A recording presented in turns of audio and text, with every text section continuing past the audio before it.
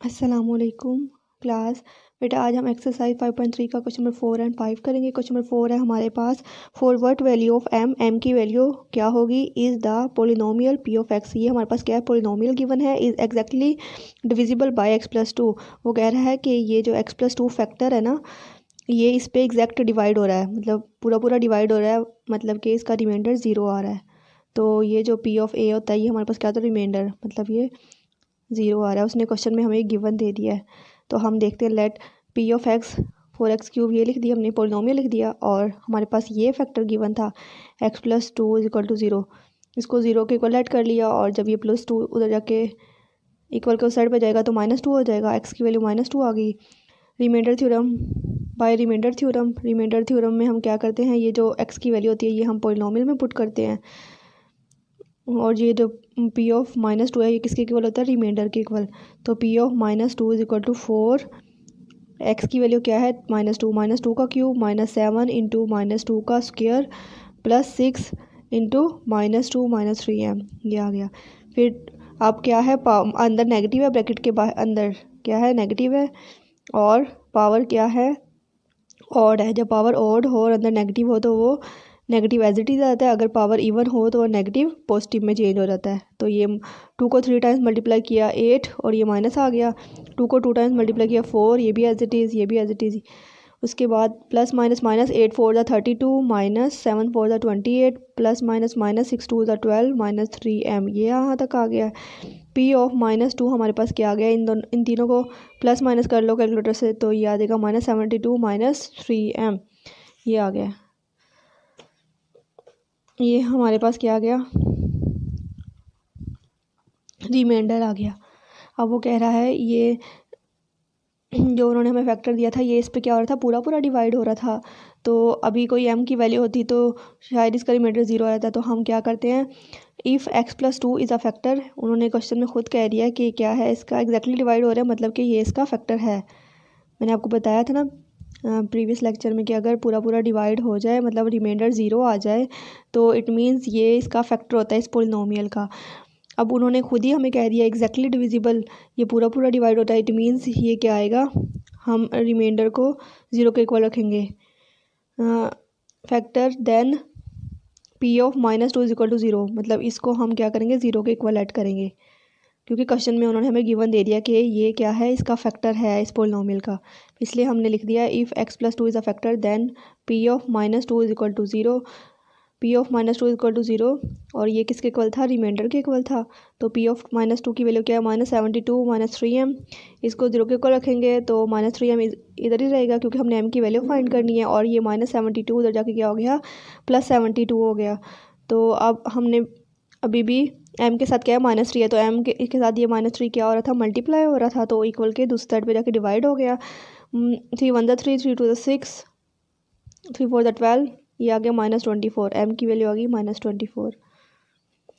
यही हमने फाइंड करनी थी, उन्होंने कहा था आपने क्या करना है, m की वैल्यू फाइंड करनी है। अस्सलामुअलैकुम क्लास। बेटा आज हम एक्सरसाइज 5.3 का क्वेश्चन नंबर 4 एंड 5 करेंगे। क्वेश्चन नंबर 4 है हमारे पास, for what value of m की वैल्यू क्या होगी, is the polynomial p of x. ये हमारे पास क्या है, पोलिनोमियल गिवन है, is exactly divisible by x plus to.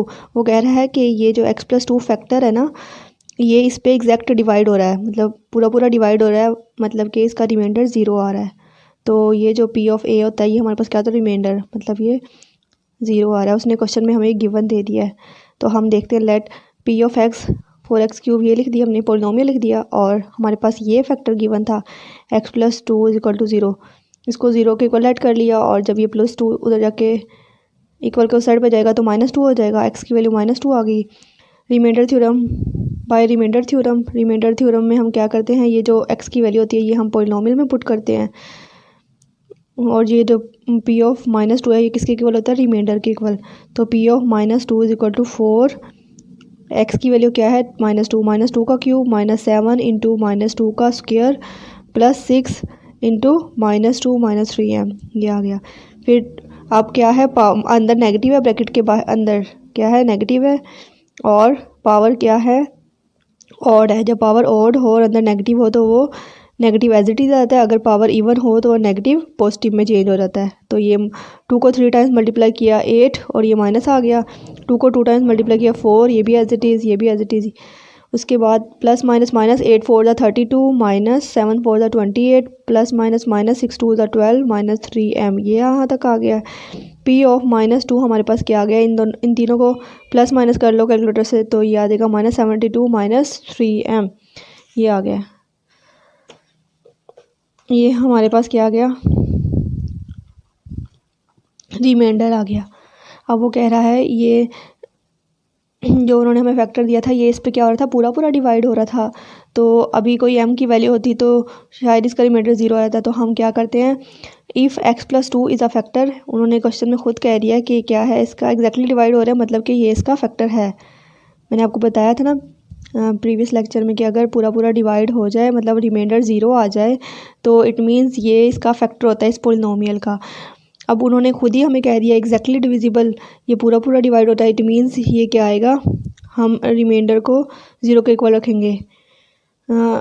Factor then p of -2 is equal to 0, मतलब इसको हम क्या करेंगे, 0 के इक्वल ऐड करेंगे, क्योंकि क्वेश्चन में उन्होंने हमें गिवन दे दिया कि ये क्या है, इसका फैक्टर है इस पोलिनोमियल का, इसलिए हमने लिख दिया if x+2 is a factor then p of -2 is equal to 0, p of -2 is equal to 0, और ये किसके इक्वल था, रिमाइंडर के इक्वल था। तो p ऑफ -2 की वैल्यू क्या है, -72 माइनस 3m, इसको 0 के इक्वल रखेंगे तो -3m इधर ही रहेगा, क्योंकि हमने m की वैल्यू फाइंड करनी है, और ये -72 उधर जाके क्या हो गया, +72 हो गया। तो अब हमने अभी भी m के साथ क्या है, -3 है, तो m के साथ ये -3 क्या हो रहा था, मल्टीप्लाई हो रहा था, तो इक्वल के दूसरी साइड पे जाके डिवाइड हो गया। 3 1 3, 3 2 6, 3 4 12, ये आ गया -24, m की वैल्यू आ गई -24। यही हमने फाइंड करनी थी, उन्होंने कहा था आपने क्या करना है, m की वैल्यू फाइंड करनी है।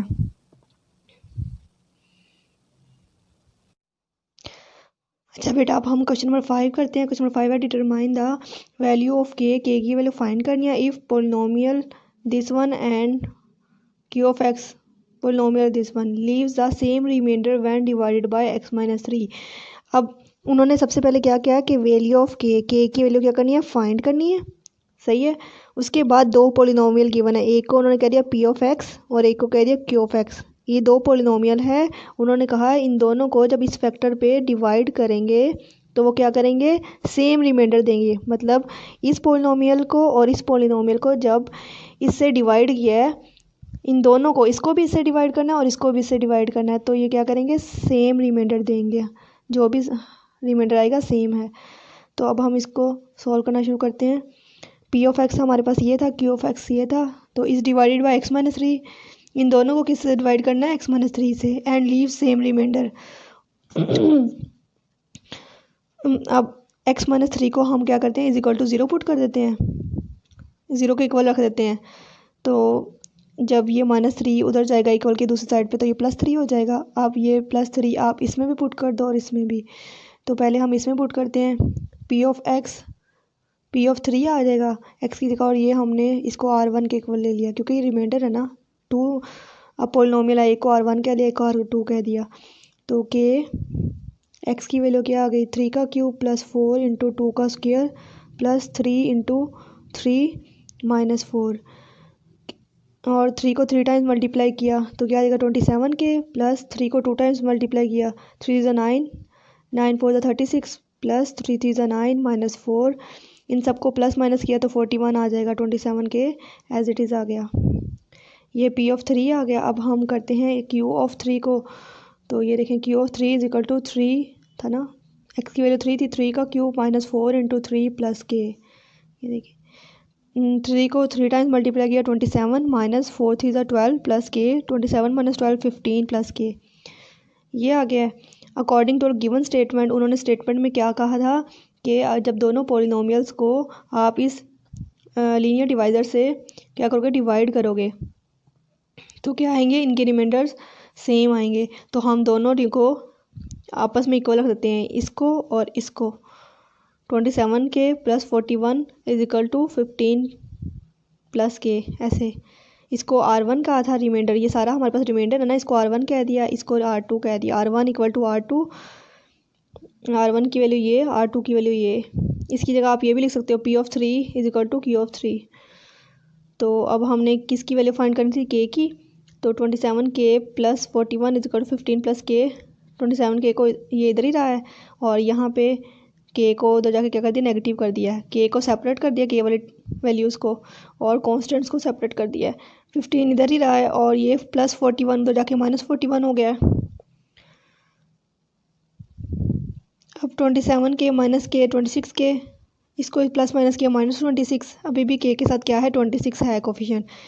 इसको दूसरी साइड पे ले जाएंगे तो ये मल्टीप्लाई हो रहा है, तो दूसरी साइड पे जाके डिवाइड होगा। 26 से कैंसिल हो जाएगा, तो ये क्या आ जाएगा, के की वैल्यू -1 आ जाएगी, जो कि उन्होंने कहा था कि आपने के की वैल्यू फाइंड करनी है। इस तरह से आपने क्वेश्चन नंबर 4 और 5 कर लेना है।